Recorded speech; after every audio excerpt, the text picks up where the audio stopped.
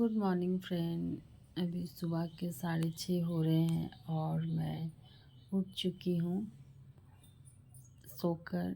और आज 8 मई है, तो आज हमारा शादी का सालगिरह है। तो आप सब हमको बहुत सारा आशीर्वाद दीजिए कि आज का दिन मेरे लिए बहुत ही ख़ास और स्पेशल है और अच्छे से जाए, खुशी खुशी जाए। तो दोस्तों, आप लोग हमें आशीर्वाद दीजिए और मेरे चैनल को लाइक करिए, सब्सक्राइब करिए।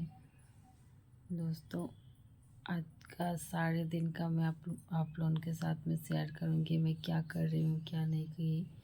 तो मेरे ब्लॉग पे बने रहिए।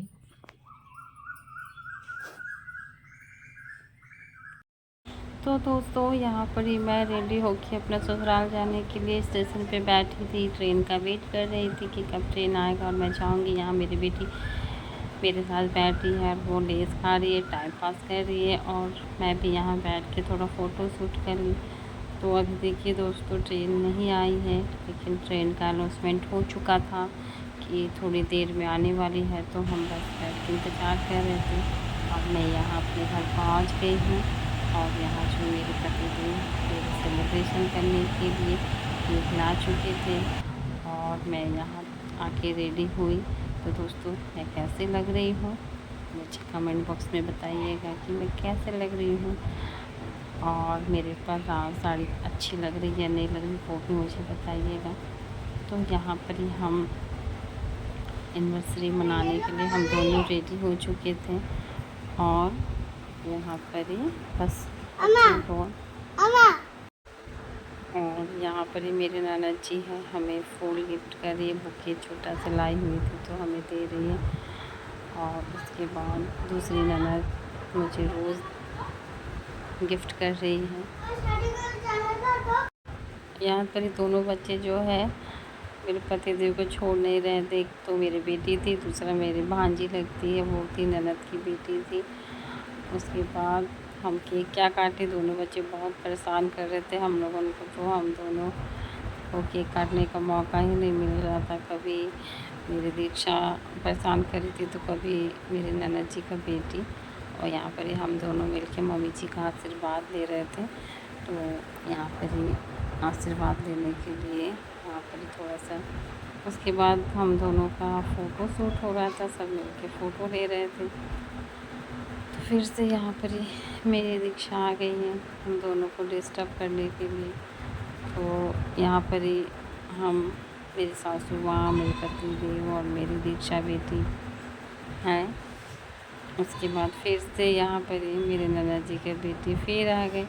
वो तो मतलब परेशान हो जा रही थी कि मतलब यहाँ आने के लिए अपने मम्मी के पास नहीं रह रही थी, बार बार मामा के पास जाने के लिए परेशान हो जा रही थी।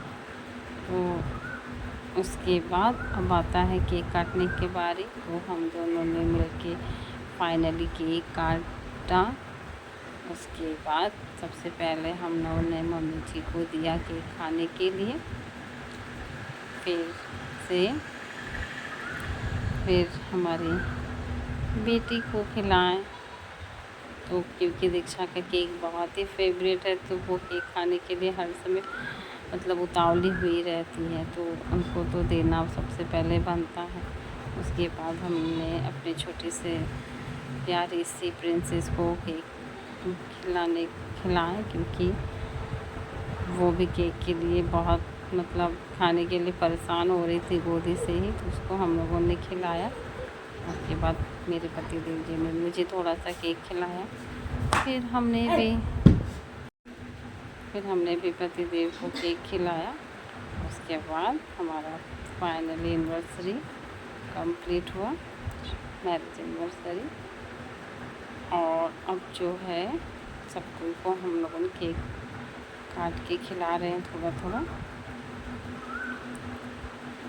जितने जन वहाँ थे, ननद जी थी, छोटी ननद, मझली ननद, फिर बड़ी ननद की बेटी, फिर मेरी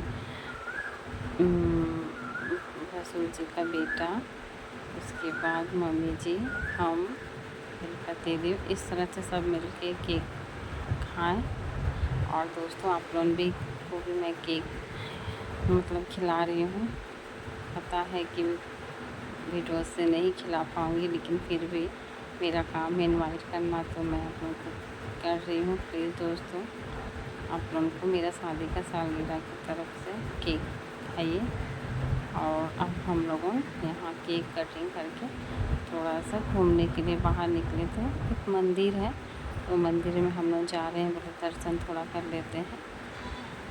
तो यहाँ पर ही हम लोग दर्शन करने के लिए जा रहे हैं, मैं, मेरी बेटी और मेरे पति देव। और देखिए बहुत ज़ोर ज़ोर हवा भी चल रही थी, और यहाँ पे हम लोग जा रहे हैं।